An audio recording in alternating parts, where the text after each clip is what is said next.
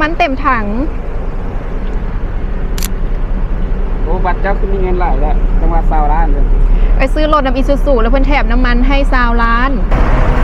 จะเอาเนาะสำหรับลูกค้าที่ออกรถในช่วงเดือน7หน้าฝนนี้ทางอิซูซุลาวบริการของพวกเขาแถมฟรีบัตรน้ำมันพาร์ท20 ล้านกีบให้กับลูกค้าทุกท่านที่ออกรถในเดือนนี้บ่ว่าจะเป็นรถกระบะหรือรถบรรทุกหรือรถมิวเอ็กเนาะ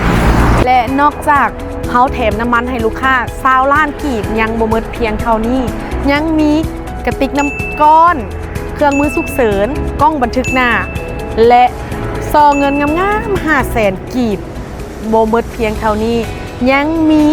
ประกันภัยแถมให้ลูกค้าพร้อมและโปรโมชั่นนี้เฉพาะบริษัทอิซูซุลาวบริการจำกัดผู้เดียวเท่านั้น